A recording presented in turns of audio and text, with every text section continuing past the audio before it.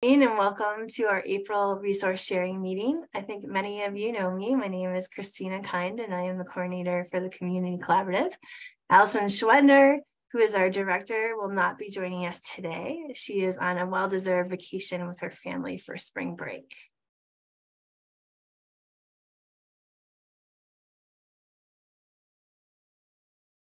Today is our annual meeting in partnership with the Child Abuse Prevention Council to celebrate and honor Child Abuse Prevention Month. In just a bit, we'll hear from Beatrice Schaefer, who is the coordinator, and welcome to all our CAPC members.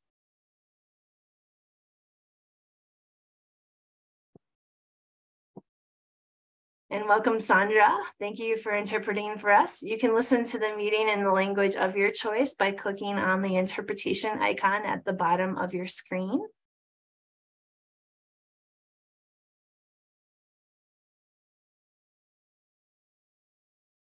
And just a reminder, please pause between sentences or complete thoughts to allow time for interpretation.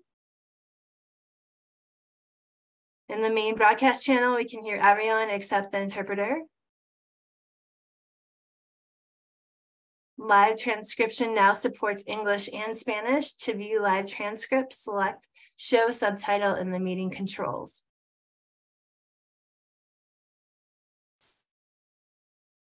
If you haven't yet this year, and we were just talking about this before everyone joined the meeting, we are required to collect demographics for funding purposes, and we're required to collect them on people every 10 years. So if you have never filled out this form, if you could please fill it out today, it would be much appreciated. And I will drop in the link in the chat.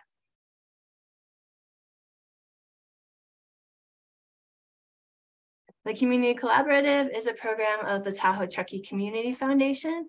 It is comprised of 46 strengthening health, education, and social service agencies and nonprofit organizations working together to address fundamental needs of children, families, and all residents in the Tahoe Truckee region.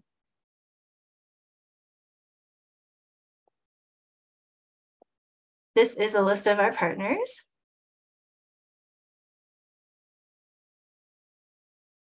And the role of these meetings is to provide an opportunity to hear information, trainings, resources to ensure we are informed as partners.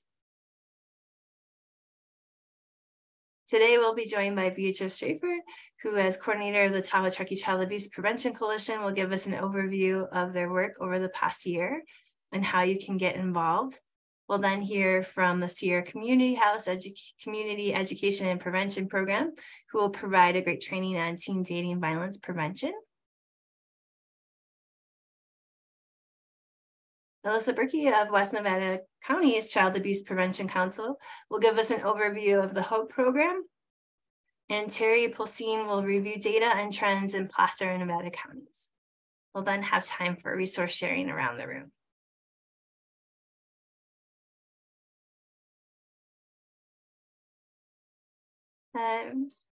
So the Community Collaborative has adopted the following meeting guidelines from the Annie E. Casey Foundation.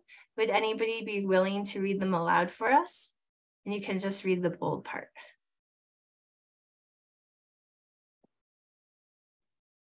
Any volunteers? I will read them, Christina. Thank you. All right, bring your best self, be an active listener, be kind and generous, and stay engaged.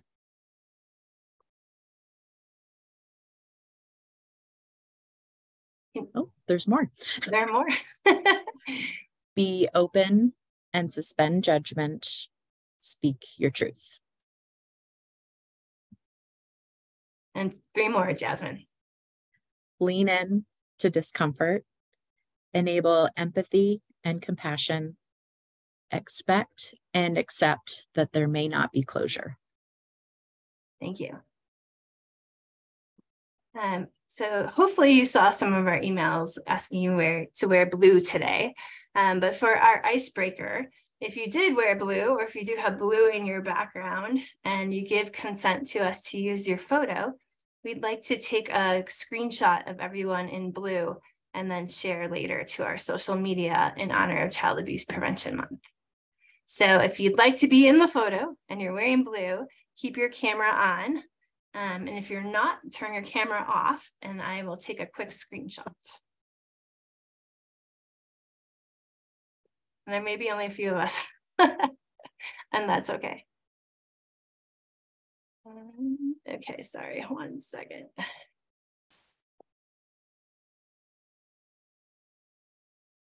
I'm having a hard time finding the screenshot. There we go.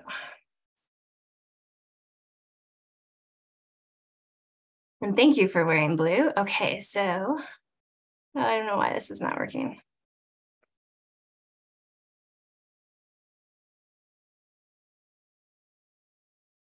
Okay, there we go. On the count of 3. 1, 2, 3. Great, thank you.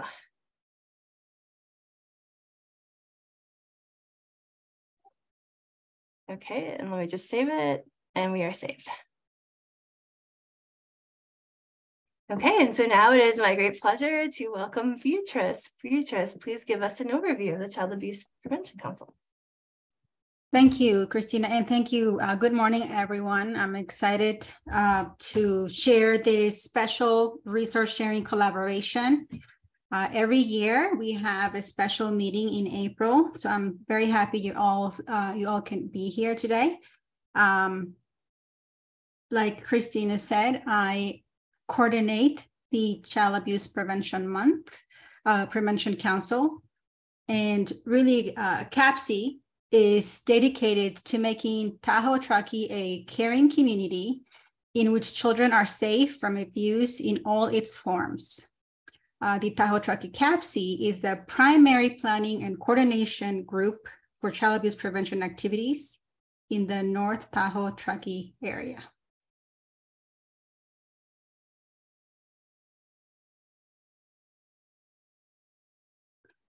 And really, collaboration is very big key for our groups. I wanted to share some pictures of some of our collaboration last year. We have distributed in the past life jackets, and this was in collaboration with the Tahoe Truckee Police Department. We have Kids Zoned next doing bike rodeo. It was really cold, but we were happy to be there and distribute bike helmets. And then the next one, our bike helmet distribution continue with Kids Zone's Family Farm Day. On the bottom, last year we had 2 community walks where community members and partners walked together wearing blue, having some blue pinwheels. Next, we have the Tahoe City and Kings Beach libraries having a display table to bring awareness about Child Abuse Prevention Month. And then the next one, we have the Boys and Girls Club helping us distribute toothbrushes. We like to distribute toothbrushes during the fall activities in lieu of all the eating candy for kiddos. And this is just some of the collaboration we have. In our meetings, we like to collaborate and talk about community needs. For instance, we had a conversation with Child Welfare Services about having low foster home placements here. That our kiddos are having to go very far away because we have very little and limited housing. So we discuss them and we find opportunity for collaboration, identify possible solutions. The other thing that we also like to collaborate on is mini information presentations where any one of our members can present program updates or anything about their agency. It helps us to stay up to date with you guys' agency's resources. So those are just some examples of some of the collaboration that happens in our council meetings. Next slide. How to get involved. Well, you can join our council meetings. We are scheduled to meet every other month on the first Thursday of the month from 9 to 10:30. You're welcome to join our executive leadership team, where you can share your ideas, let us know what we're missing, what we can do better, be part of that force. You can like our Facebook. It's called Community for Kids. You can also join our efforts this April with our prevention activities. We have pinwheels that we hope to paint the town in blue. So if you would like to participate and put some outside or either inside your agencies, I'm happy to connect with you and provide some. We also have celebrate effort stickers and this bookmark just to just give a perspective in different positive attributes that we can say to our children. Please feel free to connect with me. I can be reached at tahotruckicapsi@gmail.com. And now we have our special presentation from the prevention team of Sierra Community House. Hi, good morning, everyone. I'm Trisha Baird, and I'm here with my colleagues, Ciela Schneekloth and Christine Popp, and we are the Community Education Program at Sierra Community House. And we will be speaking today about teen dating violence. If you could go to the next slide, please.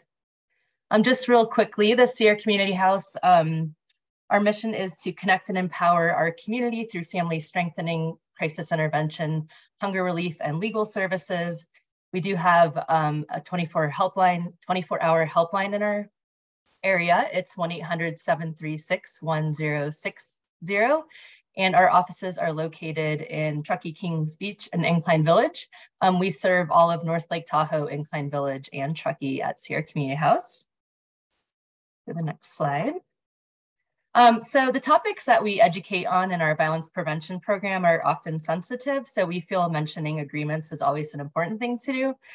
So in addition to the great meeting guidelines that were mentioned at the beginning of this meeting, a couple that we usually put out there are to respect the sensitivity of subjects, to take care of yourself, and know that support's always available. Speaking to one of us offline or calling the helpline, or just speaking to someone about how you're feeling if anything is brought up for you during this presentation is very important to do. So keep that in mind. And before we move into the content for today, the PowerPoint will be shared for everyone as a resource. So this sort of is our handout. It has all the information that we'll be going through. We also will mention another activity later that will be provided to you to do on your own time as a resource for you as well. And then we're going to be going through the information in this PowerPoint pretty quickly. We have a lot of content, so we want to make sure that we put it all out there. So if you could please, if you have any questions, if you could please wait on them or put them in the chat, and then hopefully we'll get to them through our content. But if we don't, we would love to address them in the small group discussions that we'll have later, or when we have time to debrief after that. So just kind of hold on to any questions that might come up or throw them in the chat. Okay, next slide, please.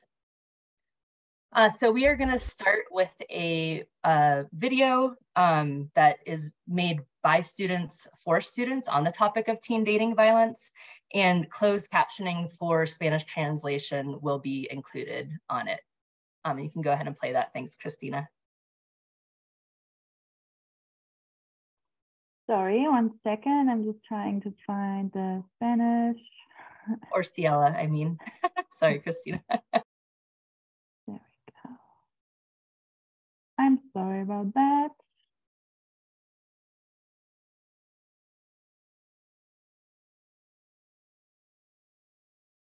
Ciela, if you go to where it says options, Yeah. so go back to the settings.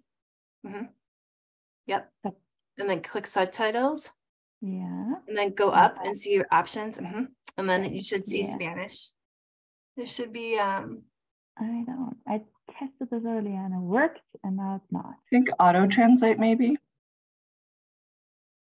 Thank you. Oh, there we go. Yep, thank you.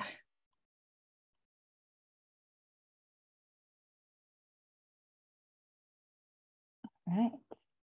I'm only checking your phone because I want this relationship to last. Go change your clothes. I can't have my partner look better than me when we go out.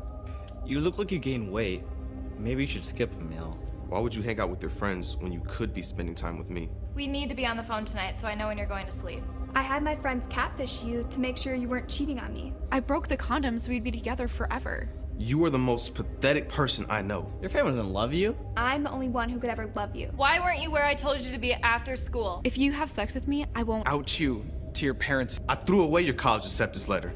You don't need it anyways. It's my job to provide and take care of you. I can't trust you being with anyone else. I know you're cheating on me. I can't prove it. I slapped you because you shouldn't talk to me like that. You should have more respect for me. Well, I can't have you. No one can. If you break up with me, I'm gonna kill myself. I'm gonna hurt you. You're worthless. I experienced the emotional, mental abuse, financial abuse, isolation, manipulation, controlling, physical abuse, and sexual abuse. I'm Maya Pribble, and I'm a survivor of teen dating violence.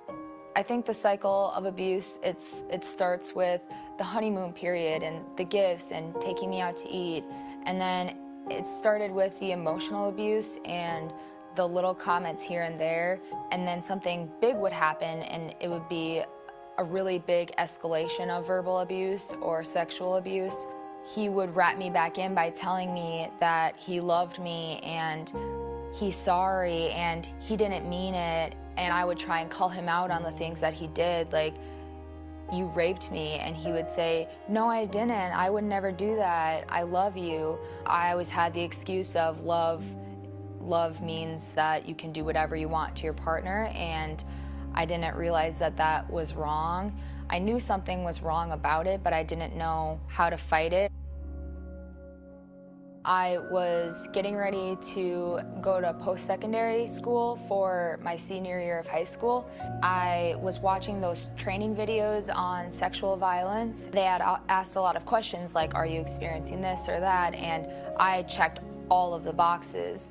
And I knew that in that moment that I was definitely in an abusive relationship and everybody was right. I had this mentality that I had to prove everybody wrong, but in that moment, everything came crashing down. I just have this drive to be able to help other victims and survivors, to let them know that it's okay, I've been through this and you can get through this. So I think that's how I'm able to talk about it, just because I know that it'll help so many other people by sharing my story and just letting them know that there is hope. There is hope, and you can survive. You are a survivor, and you will overcome this.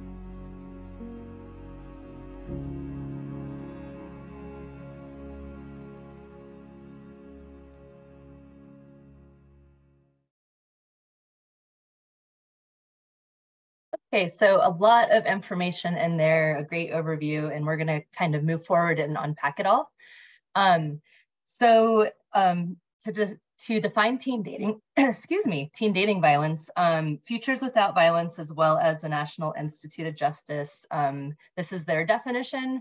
So it does affect millions of young people. It's also called adolescent relationship abuse, and it can be found in any sort of teen dating relationship, whether they're a dating relationship, a sexual relationship, a boyfriend-girlfriend relationship, or anything that you can think of that fits in those categories. So it can happen in that. And if you move forward to the next slide. So this is the power and control wheel. Is there like a block on the top of the screen?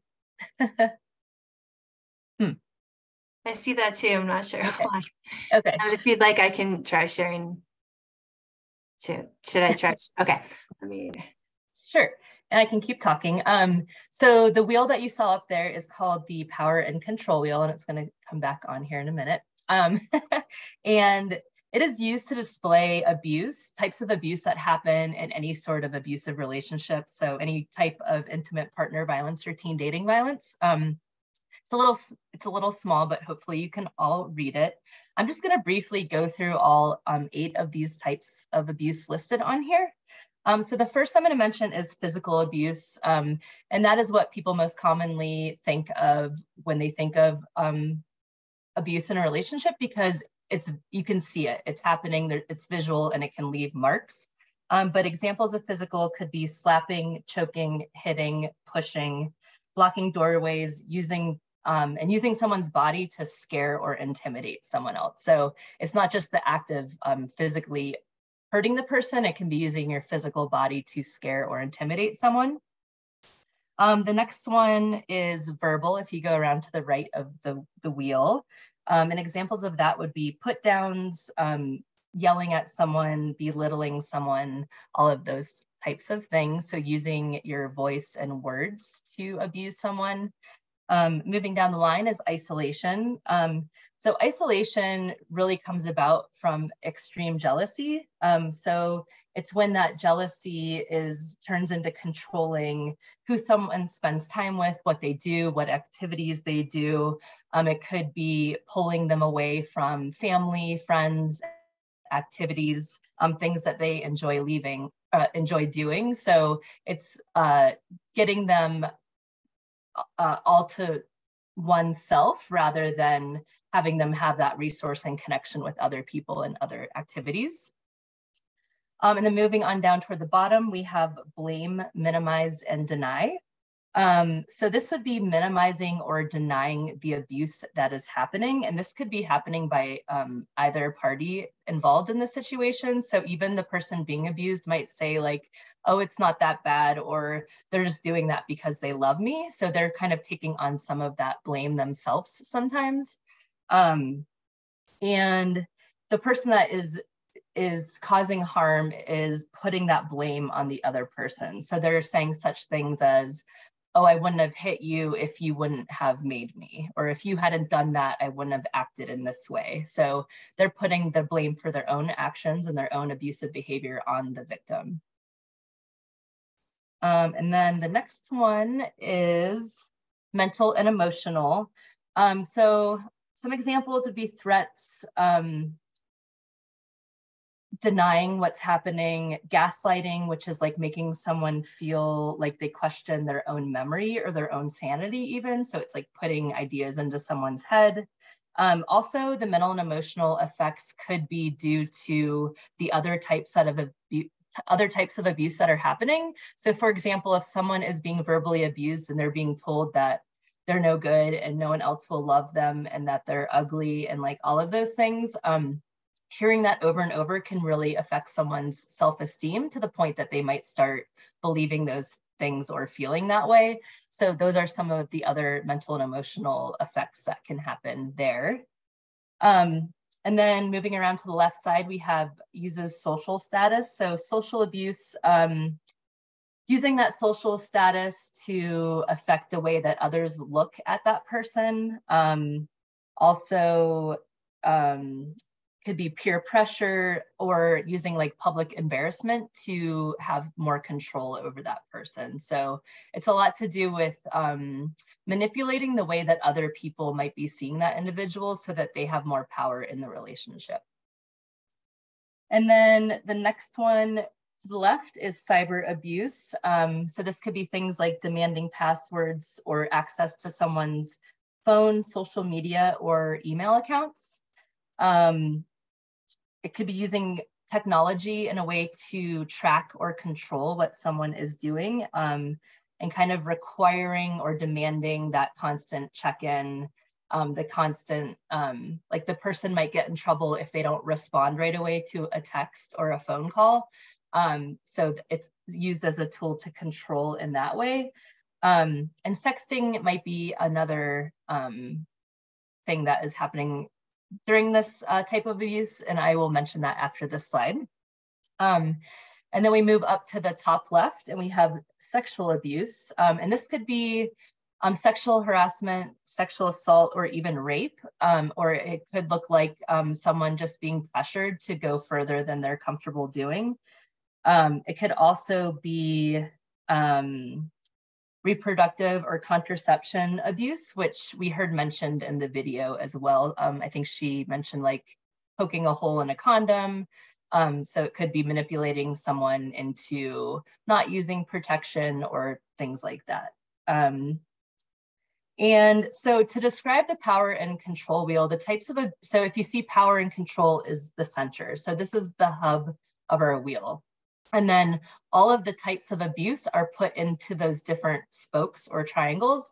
So if you think about a tire, the more, or a wheel, the more spokes it has, the stronger it is. So the more types of abuse that are happening in a relationship, the more power and control that abusive partner is going to have as well. So if you, it's kind of used as a symbol of a wheel and how power and control can happen in that manner.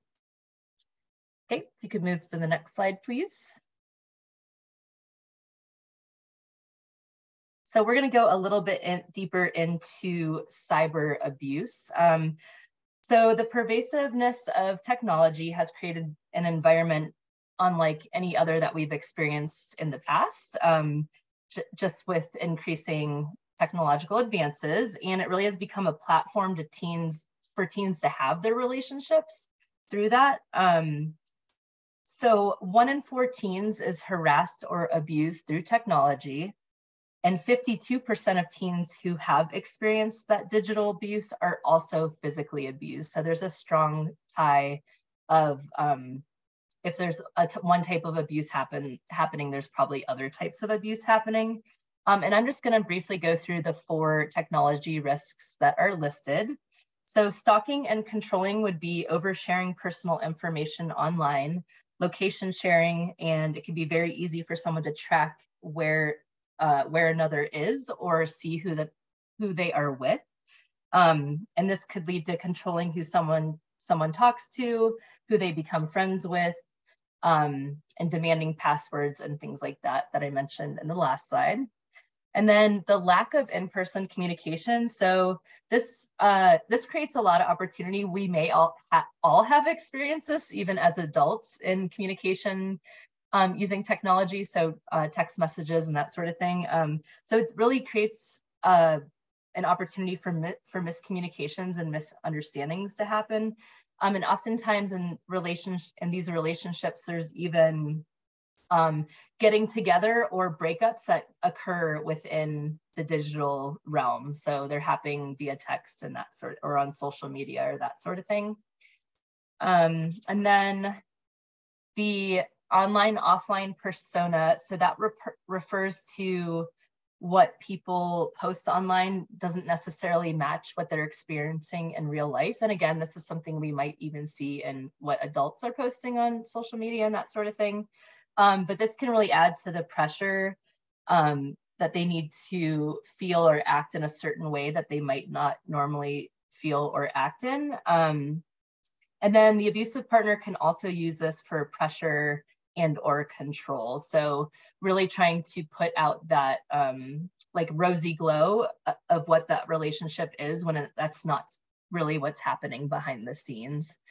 And then the last one that I mentioned earlier was sexting, or also known as sending nudes. And this is often used as like a quid pro quo or currency within a relationship. So if you send me this, then I'll do this for you. So there might be a lot of manipulation and bargaining and even like threatening. If you don't send me that picture, then I'm going to break up with you, and things like that. And generally speaking, there is the promise to keep that to oneself, but the reality is that the receiver of that content, over half the time, they usually pass it on to at least 5 people. So 5 or more people, those pictures are being spread onto. So it's usually not kept private in that situation. And I'm gonna hand it over to Christine. Great, thanks, Trisha. Next slide, please. So we'll get into a little bit more of the cycle of violence. We heard mention of this in the video. And we represent unhealthy and abusive relationships in a cycle of violence because abuse is repeated in teen dating violence in order to make it, in order for it to qualify as teen dating violence, it is repeated. And that's not to say, of course, that violence in any form is ever okay, but the definition that we have is repeated abuse, which leads to gaining more power and control over the victim, as Tricia mentioned with the power and control wheel. Okay, next, please. Sorry, I watched Sandra to make sure she has time to interpret. So when she finishes speaking, then I change the slide. Thank you. So the first stage that we have is the honeymoon phase. As we saw in the video, honeymoon phase refers to the beginning of a relationship when everyone is excited, both partners are on their best behavior usually, they're in love, it feels good, it's nice to get positive attention, and everything seems perfect.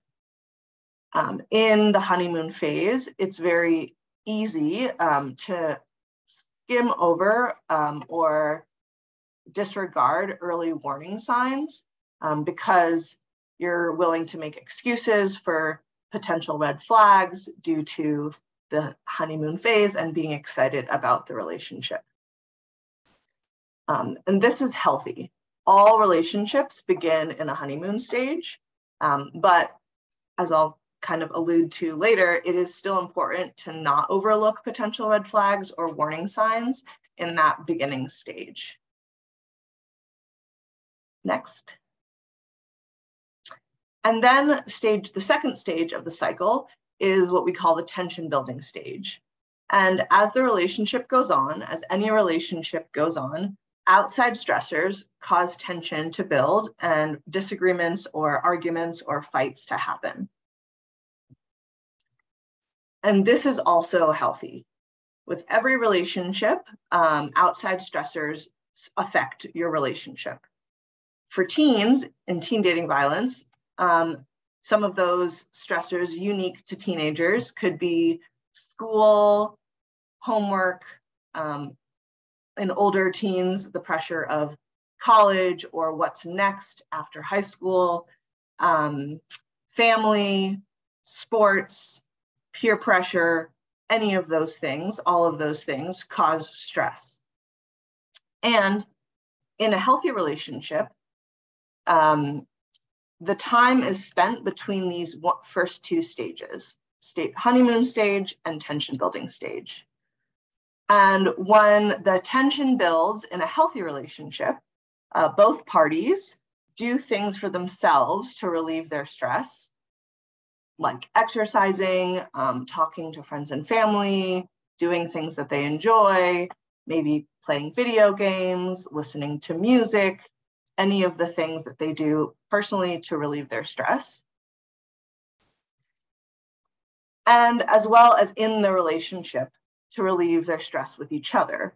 For example, communicating about their problems in a respectful way. And if a relationship is found to be more in the tension building phase than in the honeymoon phase, and it's not enjoyable and you're finding a lot of tension, in a healthy relationship, taking space, taking time away, or fully breaking up is always an option. Next. So when that does not happen, when there is not healthy ways to relieve tension, we move to stage 3, and that is when abuse happens.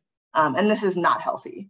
Abuse happens when the stress in a relationship leads one person to abuse the other in order to gain or maintain that power and control. And like we said, that can happen in any number of ways. It doesn't need to be physical abuse. It can be any of the abuse forms that Tricia mentioned. But because this is a cycle, we begin again at the honeymoon stage. So how do we get from abuse happening to going back to the honeymoon stage? This is what we call the I'm sorry phase. Next, please. Thank you. And so in the I'm sorry phase, the abuser is apologizing, potentially telling the victim how great they are, how much they love them, blaming them for what happened. And the victim may also be internalizing the blame and also be apologizing. So we could have both sides saying, I'm sorry, I won't do that again, I won't trigger you again, and just give me one more chance. And then that leads back to the honeymoon phase where the tension has been released and things seem okay. But because it's a cycle, the abuse will happen again. Next. Thank you. And as the cycle continues, the time between stages gets shorter and shorter, and the abuse becomes more and more severe. Eventually, the honeymoon stage may disappear altogether, with the relationship just going between tension building and abuse, back and forth between tension and abuse. And we call this the walking on eggshells phase, where the victim is constantly nervous and anxious and just waiting for the abuse to happen. And the highest risk for the victim of injury or even death is when the victim decides to leave, because we talked about power and control. And if the victim is leaving or attempting to leave, the abuser has lost or is losing their power and control and will do anything to get it back. And that is a huge barrier to leaving for someone in an abusive relationship. Next. Oh, sorry, next again. And again. Thank you. So some warning signs of an abusive or of a relationship that could potentially become abusive, and particularly in teen relationships, is jealousy. Jealousy is totally normal, but it is when jealousy turns into a controlling behavior that we become worried. Very quickly falling in love, or getting very serious very quickly, unrealistic expectations, dependency, isolation, that blaming we saw, and abrupt mood changes. So a partner being totally fine and then having a very angry outburst. Next.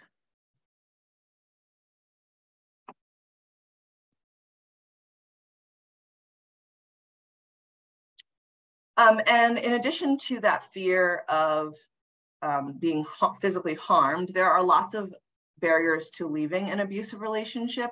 And for teens, and even another one that's not listed here, well, I guess it's at the end there, is that for many of these teenagers, this is their first relationship, and so they don't know anything else. They don't know anything better. Some other barriers are the social pressure is a huge for teen relationships, social peer pressure, not having family support or having your friends or family believe you, physical threats, fear of the person hurting you or themselves, lack of resources, and then particularly for LGBTQ teens, the fear of being outed to members of your family or community who may not know about your status. And then the minimization of teen relationships by adults is also a huge barrier to leaving. Telling teenagers that it'll just get better, or you don't know, or this is just the way that you should just try harder, etc. Great, next slide. And some of the consequences of a teen being in an abusive relationship, as we can imagine, they would affect their grades, doing poorly in school, particularly if they have no one to talk to about it, coping in other ways, unhealthy ways, such as drinking, using drugs, self-harm, and engaging in unhealthy diet behaviors to have control over something in their lives. The risk of getting pregnant, self-harm can lead to attempted suicide, effects on their body image, becoming overly dependent on others, and the risk of continuing to enter into abusive relationships as an adult, whether that be as the abuser or as the victim. And I will now turn it over to my colleague, Ciela. Thank you, Christine. I'll try to wrap us up fairly quickly due to time. When we have more time in presentation, we like to do an activity that is called In Their Own Words activity that allows you to move through a teen relationship and put yourself in the shoes of a character and make decisions based on what the character is experiencing to kind of, feel it out, test it out, and get a more in-depth idea of what is going on in the minds of a teen going through the relationship. I'm posting 2 links here in the chat. We don't have time for this today, but if you find to have 10 or 15 minutes on your own time, then we highly encourage you to walk through that activity. And it should be pretty self-explanatory once you open the links. Next slide, please. Just a little bit about how to approach conversations with teens and how to be a supportive adult. So when a teen is approaching you or you feel the need to bring something up, it is important to keep those things in mind. Listen, believe, and providing support, which applies for any conversation really, but especially when a teen is disclosing to you. Always be supportive and make them feel believed. Appreciate that they came to you and shared their stories, and show empathy about what they're going through and tell them that it is not their fault. And then establish trust and respect their decisions, even though you might not like what they decide to do, or it can be really, really hard to witness that someone does not want to leave a relationship. Respect their decisions and continue to be their trusted support. Especially as an adult, it can be really challenging to do that since adults often or easily can feel like we know better. And then Christine was already mentioning that, but do not minimize youth relationships. So adults can often default to minimize youth relationships and not take them seriously. For example, saying things like, oh, you won't marry your high school sweetheart anyways, or you are still so young, you find someone else. Can be really harmful for teens. So take them seriously, since these relationships and these words have a lot of impact. And then consider observations versus your own feelings. So don't put your own emotions into the situation. How you feel about the person causing harm doesn't matter. What matters is how the teen is feeling about them. And then a good thing to do would be to address safety planning and to talk about consent. So to make a safety plan with your teen to empower them and feel safe and to reassure them to take care of themselves. Next slide, please. And then we have a few resources that we like to mention to share with you, or that you can share with teens. We really encourage any teen to call our 24-hour Sierra Community House helpline. It is a confidential helpline, so teens do not need to share their name, or anything that is shared won't be shared with anyone else. So if a teen does not feel safe to talk to their parents or to a trusted adult who might be a mandatory reporter, that can be a good starting point. And then Love is Respect is a really good website that has kind of one-on-one information on healthy relationship, unhealthy relationship, sexual violence. And it has a unhealthy and healthy relationship quiz that is really useful if a teen is not sure what situation they're into, kind of as a starting point to assess their situation.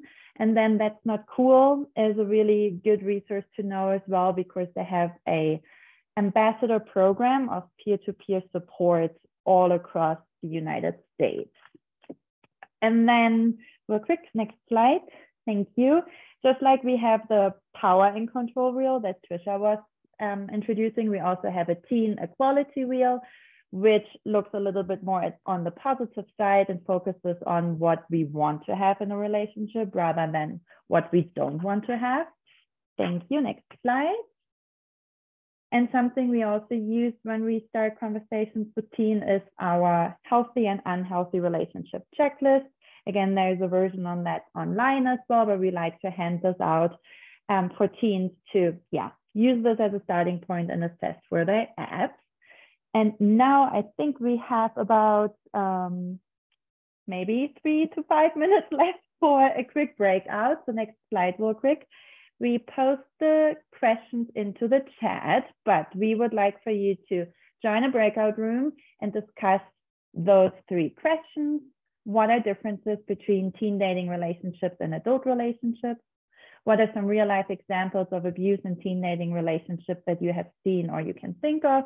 And how can we as adults support? And I believe Christina has the breakout room set up.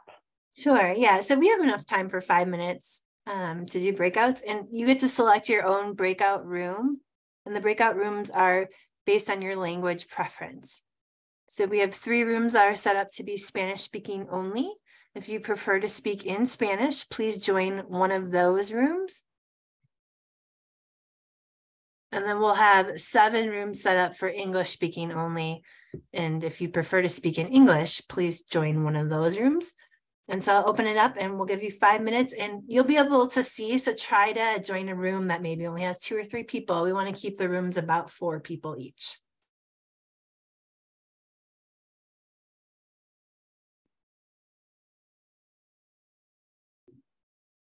If anybody needs help joining a room, you can just ask me or raise your hand and I can assign you. And if you scroll down past the list of names, you should see the rooms and you just click on the blue button to join. Well, we will get started with our next presenter. Alyssa Burke from West Nevada County Child Abuse Prevention Council is going to give us an overview of the HOPE program, which stands for Healthy Outcomes from Positive Experiences. So Alyssa, please take it away. Thank you, Christina. Hi, everyone. I'm so excited to be here. As Christina mentioned, my name is Alyssa Burke, and I am the coordinator for the Child Abuse Prevention Council of Western Nevada County. And I'm also the coordinator for the Community Support Network, which for Western Nevada County, which is similar to the meetings that you folks have here. And then also First 5 Home Visiting Collaborative Coordinator. So again, I'm very excited to be here today and have this opportunity. So thank you both, Christina and Beatrice, for this opportunity. So HOPE, well, first of all, a little bit about me. I'm not going to be doing any slides today. We'll be showing a brief video, but no slides today. So I apologize for that. But the reason I personally, just a little bit about me, got into or became very curious about HOPE is because healthy outcomes from positive experiences is derived from PCEs, which is positive childhood experiences, which is the strength-based neighbor to adverse childhood experiences, those ACEs. And so I'm just curious on the meeting today, if you could just give me a thumbs up, you could do the animated one if you know how, or just if you have your screen on, just a thumbs up for those of you that have heard about ACEs or are familiar with ACEs. Perfect. Okay. And then how about, awesome. Looks like a lot of people. And then how about positive childhood experiences? If you've heard about it, like a thumbs up or maybe like it in the middle. I'm just curious. Perfect. Okay. Thank you, everyone. So again, HOPE stands for Healthy Outcomes from Positive Experiences, which is derived from those pieces. And for myself, growing up, just to be transparent here, I'm learning that there's beauty and safety in being transparent and vulnerable. And so with the trauma that I had growing up in early childhood, adolescence, and then in adulthood, it really impacted my thought process in my brain. And so I became a person who really focused on the negative. That was like my immediate reaction, right? Like those ants in my brain, those automatic negative thoughts. And I've been working for, 10, 15 years now on correcting that or rewiring my brain. And it's been a long journey, but it's been messy and muddy and beautiful all at the same time. And so when I found hope, I was absolutely amazed by hope because it goes with, like I said, the pieces. So we acknowledge adverse childhood experiences, but we focus on the positive childhood experiences, and we make room to create those positive childhood experiences for our community. And then hope from there has 4 building blocks that we focus on that we're going to learn about here in just a few moments. But what I love about hope is that it's not, even though we talk about positive childhood experiences, it's not just for children, it's for every member of our community as a whole. And so what we've learned is just as adverse childhood experiences can impact future health and well-being outcomes, so too can the positive childhood experiences. And actually, research indicates that the absence of PCEs may be more damaging to the long-term health and outcomes than the presence of ACEs. So hope, again, which is healthy outcomes from positive experiences, represents that paradigm shift in the mind and how we see and how we talk about the positive experiences that support children's growth and development into healthy, resilient adults. Along with adults can even use kind of that framework of hope or pieces to even have a shift in their own thinking as adults, not just for children. So hope is an informed movement that fundamentally transforms how we advance our health and well-being for our children, youth, parents, caregivers, families, and communities as a whole. So those positive experiences can ease the toxic stress and help children and youth grow into more resilient, healthier adults while nurturing and celebrating their strengths. And the same can be done for the parents and the families and members of our community as well. So the HOPE framework, as I mentioned, it focuses on 4 building blocks. Building block 1 is relationships. Building block 2 is environment. Building block 3 is engagement. And building block 4 is emotional growth. So Christine, if we can take a moment and just share that video here.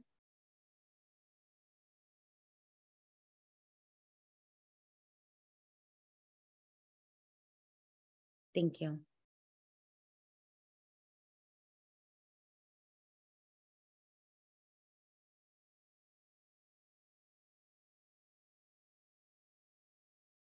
Adults, even when there's been childhood trauma. In the past few decades, there has been a lot of research about the long-term health effects of childhood trauma. But HOPE provides a path to resilience and adult health through positive childhood experiences. The HOPE team has categorized these experiences into the 4 building blocks of HOPE.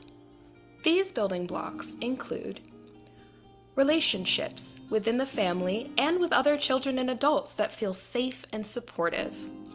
Safe, stable, equitable environments to live, learn, and play. Social and civic engagement to develop a sense of mattering and belonging. And opportunities for emotional growth. HOPE works to shift the focus for anyone who works with children personally or professionally from one that is negative or deficit-based by only identifying risks and problems to one that identifies, celebrates, and promotes access to these critically important positive childhood experiences. HOPE promotes a culture of thriving and resilience.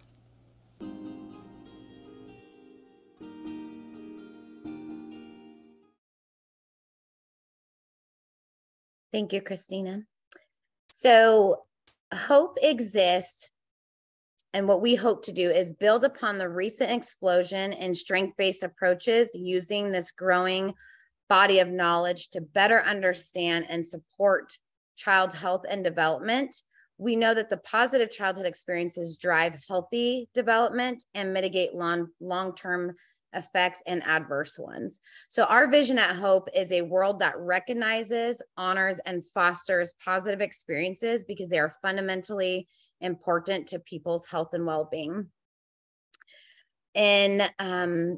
Back in 2015, just a little bit of history here with Hope. Back in 2015, there was a survey that was done. It was through the state of Wisconsin, and there was over 1,600 survey results. But what that survey did was that survey, when an ACEs screen is done, a lot of those questions that are asked on an ACEs screen are, how do I want to say it, deficit based. And please hear me when I share this. I'm not like bashing ACEs in any way, shape, or form, because they are critically important as well to acknowledge. But what the feedback came back from the survey is the folks that were having intake, screening tools or questions that were, did you experience abuse in the home? Various questions like that. Families were reporting leaving those meetings feeling really heavy, feeling really like, wow, I've had a lot of trauma. Can I be a functioning member of society, and different things like that? So parents were really sharing kind of their hardship with those. And so what we did was we kept those same ACEs questions, because that's critical information that people need to know. But also we came up with additional questions to ask that were more positive. And I'll get into those in just a few moments. But the core assumption from the science of the positive is that the positive does exist, it's real, and it's absolutely worth growing. So the positive experiences, they promote children's health and well-being. They allow children to form strong relationships and connections. They cultivate positive self-image and self-worth. They provide a sense of belonging, and they build skills that promote resilience, both in the home and outside. So again, as I mentioned, many systems focus on the negative. And so what Hope does is we shift the narrative. So people are defined by their strengths as well as their challenges. And so we hope to create a presumption of strength. Give me just one second here. Okay, so going back to the survey that was shared, so the deficit-based questions, the strength-based or positive questions that were asked on this survey was, as a child, how often did you, 1, feel able to talk to your family about your feelings, 2, feel your family stood by you during difficult times, 3, enjoyed participating in community traditions, 4, felt a sense of belonging in high school, 5, feel supported by friends, 6, have at least 2 non-parent adults who took genuine interest in you, and 7, felt safe and protected by an adult in your home or outside of your home. And so once that survey was conducted, the results that came in were, it was astonishing. Like it's mind-blowing.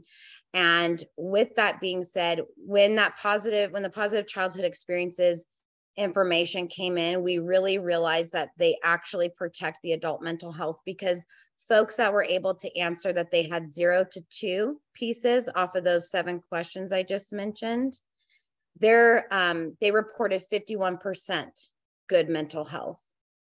People who were able to answer that they had 3 to 5 of those pieces questions, they were reporting at 75% good adult mental health.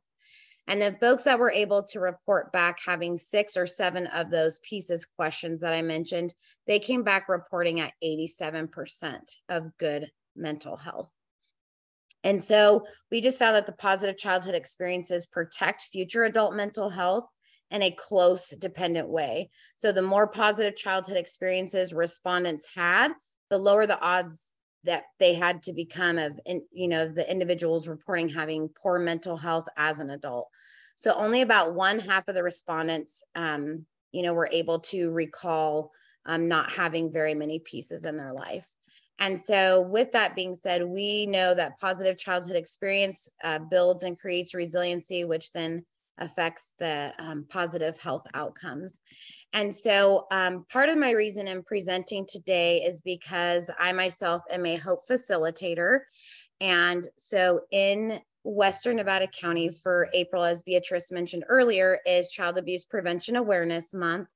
And so what Western Nevada County wanted to do in collaborating with Eastern County and with Beatrice and her CAPC is providing a HOPE training to Nevada County as a whole, so Eastern and Western Nevada County. And this will be a virtual training. It's about 2 hours, and it's going to be on Tuesday, April the 25th. And I will go ahead and put a link in the chat to that.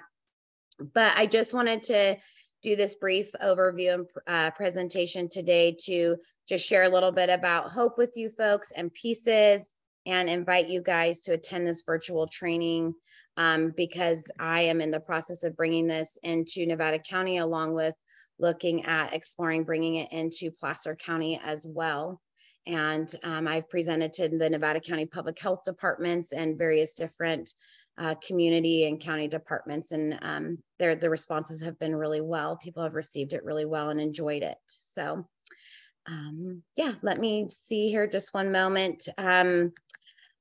If anybody has any questions, please feel free to, I don't know, Christina, how it works, if they come off chat or put them in, or I'm sorry, come off mute or put them in chat. But I did just want to share just a little bit about the building blocks. So I know the video mentioned them, but the 4 building blocks of HOPE, relationships is building block number 1. And we hope with this building block is that relationships are critically important for other children to have with adults through interpersonal activities. So this building block emphasizes the importance of nurturing supportive relationships. So early secure attachments, for example, the bond between a parent and a baby, are critically important to healthy development. Children also need to have supportive relationships outside of their parents and caregivers with adults in the community, in their daycares, and also with peers. And then our building block 2, environment, is safe, equitable, stable, and protective environments. So we want for everybody in our communities to have, access to safe, equitable, stable, and protective environments for living, playing, learning, both in their homes and in their schools and community environments. So this building block captures the critical importance of basic needs like also food, shelter, clothing, heat, and then emotional safety. And then building block 3 is on engagement, and this is social and civic engagement, and it's to develop a sense of belonging and connectedness. So children need to feel that they belong and that they matter to the people in their communities and the people around them. So this idea is that they are a part of something bigger than themselves, and that can help create a sense of purpose and mattering for them, and that they feel like they're able to give back to their community in some type of capacity. And then the final building block, number 4, emotional growth, is that through, playing or interactive activities or engagement with peers, this creates them to have self-awareness and self-regulation. And so children need to develop social and emotional competencies, which will allow them to constructively navigate the adversity and the challenges that they face. While this often happens kind of through the unstructured playtime with peers or also within their home, it also occurs through interactions with adults, in their community, their schools, their daycares, whatever that looks like, who can help them identify and name their emotions and model appropriate reactions in challenging situations or circumstances.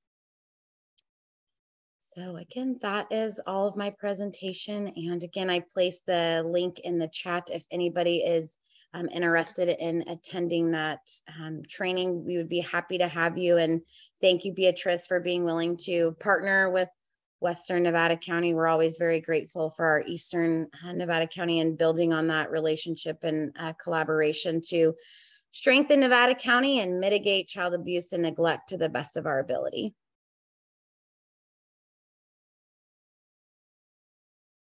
Thank you, Alyssa. This was great. Can you confirm the training hours?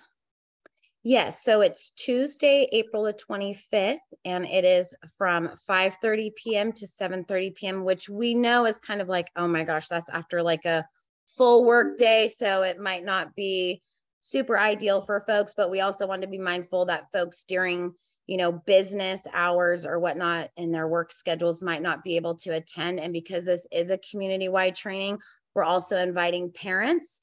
And so we wanted to, allow an opportunity for parents who work during the days as well to be able to attend. Thank you. Oh, you're welcome. And there's a question on the chat about if this will be available in Spanish. Yes, great question. So yes, we have our English slides and then our Spanish slides. And then I'm exploring the option as well for the interpretation or captions or whatever that looks like, because it's very important for me for it to be all inclusive to both Spanish speaking and English. So absolutely, there will be Spanish. Thank you. Lizzie, you have a question?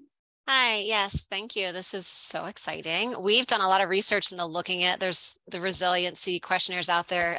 I work for Top Force Health System. And so, yeah, nobody really wants to just ask about these. I mean, I should phrase that differently. It should be balanced. And if we're going to ask people about the trauma they've experienced, what could possibly be negating that? And as a health system with this standardized ACE questionnaire with decades of research behind it, we have this built into our electronic health record. So we can track scores, we can, but we don't have a standardized way right now to track these positive experiences. So I'm just happy that you're highlighting this.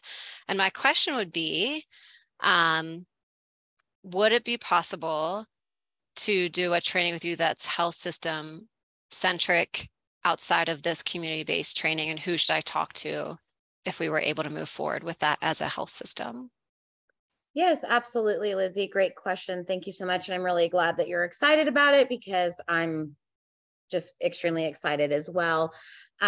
So yes, absolutely. I will put my email in the chat, and then feel free to send me an email. I do have a flyer that I'd be happy to send to you for you to look at. But yes, I would absolutely be willing to do a training for you and kind of the health system, whatever that looks like, hear your needs and what you're looking for, and then tailor the training to meet those needs of yours. That's how I did it for the Nevada County Public Health Department as well. So yeah, absolutely. I'd be happy to do that. Wonderful. Thank you. And I couldn't find the questionnaire. We have a clinical work group that meets in our meeting on Thursday. So this is pediatricians and other people supporting youth in our health system. So if I could get the screener before Thursday, it would be great to potentially have a discussion around it. Yeah. Just went ahead and put my email in the chat. So if you want to send me the information or questions or what you're looking for, that would be great. And then I can respond to that email. Thank you so much. You're welcome.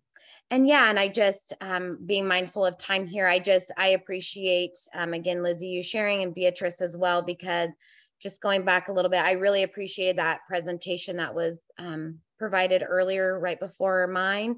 As somebody who went through teen dating violence and needing to heal and recover from that trauma, I wish there was a training like that when I was younger at a teenage, as a teenager. So thank you so much for that. And I think one of the most profound things about hope that I absolutely love, and I'm going to leave y'all with this, is that it talks about in the hope training a lot about neuroplasticity. And I might be preaching to the choir here, but something about that neuroplasticity that I just found so amazing was that it doesn't matter what age you are, it is never too late to rewire your brain or to build those new neurons and repair the trauma that's been stored in the brain. It's never too late. And it starts with the positive, acknowledging the negative, recognizing that, but then focusing on the positive and moving forward in that direction. So again, thank you, everyone. I appreciate your time and hearing me today. And I hope to see y'all at the Hope training in April.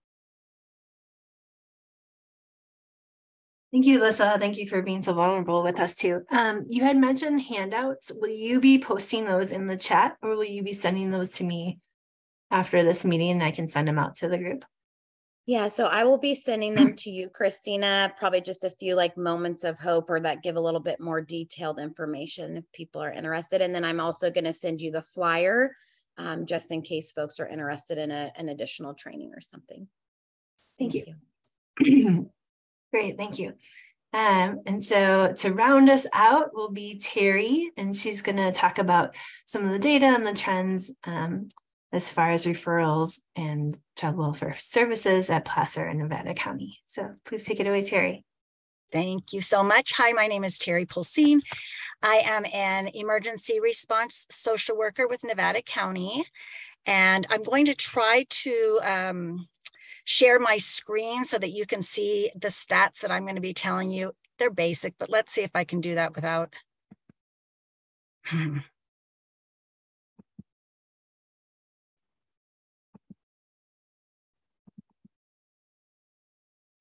Okay. Let me know if you can see my screen. We can see your screen. Okay, great. So this is just going through the average of what kind of referrals, well, what referrals, how many referrals we got. Nevada County, we have Truckee. I'm the Truckee worker. And then we also have Western County. So we kind of broke those up. So the average number of referrals per month in the calendar year of 2022, we had an average of 13 referrals received. And an average of 91 referrals received. And what it means by received is those are the calls that came into us that we got the referral, be it by a mandated reporter or just a community member. That doesn't mean those are the referrals that we went out on. That's just the number of referrals that were that we received. We then go through a process by which we decide if we are going to be investigating. So the second bold heading is the total referrals assigned. So those are the ones that were that I went out on. So I'm the only Truckee worker. So we had 4 immediates. I didn't go on every immediate because an immediate can happen after hours. So our on-call worker would potentially do that. But I had 38 10-day referrals. That means that I had, once the referral came in, I had 10 days within which to get up here to Truckee and investigate. And so that's the total number of referrals that were assigned to me last year in 2022. Cases that were opened in 2022, there were 5 cases that were opened in Truckee and 34 cases opened in Western Nevada County. We do have a dedicated Truckee worker. Her name is Cassandra Davis. She does join everybody at the regular CAPC meeting. I don't believe she's on today. So when I investigate, or if there's an immediate and it does turn into a case, it's assigned to Cassandra Davis. Cases opened year to date in 2023. We have 1 Truckee case that opened this year, and then 4 cases were opened in Western Nevada County. I'm also presenting the stats for Placer. Megan, I think, provided these from Placer, but isn't presenting them. Their average number of referrals per month in the calendar year of 2022 was in Tahoe. They averaged 8 referrals that they received. And in non-Tahoe, they averaged 376 referrals. So you can see their numbers are very different than ours. They're a much bigger county and they cover a larger area. Cases opened in 2022, there were 7 cases opened in Tahoe and 134 cases opened in non-Tahoe. And then the cases that were opened since the first of the year in 2023, Tahoe 0 cases and non-Tahoe were 34 cases. The statistic that she did not provide is how many referrals they actually went out on. So again, that top number is referrals that were received. That doesn't necessarily mean that social workers went out on every one of those. So I think I was gonna also talk with you. I'm gonna stop sharing and just talk a little bit about what we do. Because so when we get those 10 days or an immediate and we come out and investigate, we don't just reprimand the parents and, you know, it's kind of like in that, similar to the Alyssa's talk. I mean, we want to talk about the family's strengths and what can we do to add resources in to help them. We have a program in Nevada County called the Rapid Response Team, and it is in, it's a subsidiary in a way of Victor Family Services, but they work strictly with child welfare. When we get a referral that we think the Rapid Response Team could help with, we create an opportunity for them to go out with me in my initial investigation, my initial attempt at contact. Or if I'm working with the family and I find at that point that maybe they would be able to help them, we'll do what's called, I'll introduce the program to the family. If they're interested, then we'll do a warm handoff. And what the rapid response team does is they get in there right away when the family's in crisis and helps them connect with service providers. So they'll help them connect with Sierra Community House and therapists up in the area. For up here in Truckee, those are the people that we connect with. Children's behavioral health, even, if they need help getting services through the county like CalFresh or something like that. So that program is up here in Truckee. As a matter of fact, I have a meeting today that is an initial meeting with a family, and they're meeting, they will be meeting with the rapid response team as well and see what they can do to help that family. So does anyone have any questions? My presentation is super quick compared to the others. Any questions? Nope. I will say too, I'll drop the link in the chat box. We do keep a recording and summary notes from our past meetings. And so Teri gave a great presentation last year on the rapid response team. And we also have stats from last year. So if anybody was wondering what the trend line is, how that compares to historical referrals, you can find that information on our website. So I'll put that in the chat. And thank you, Teri, for joining us. Thank you for inviting me. And giving the information for both counties. And we can just ask one more time if there's any questions. Can I get your contact information, Teri? I do have a question that I'll just take offline. So I'll send you an email. Okay, I don't know how to open the chat, to be honest. Sometimes I see it, sometimes I don't. I can drop it in for you. There, okay. Oh, did you find it? I did find it, but great. There we go. I can do it. Yay. Thank you. Thank you. Okay, well, that ends our presentations for today. And so I just want to thank everyone again for joining us, and to Beatrice for all the great efforts that she's doing here with CAPC in our region. So thank you, Beatrice. We will open it now to resource sharing around the room.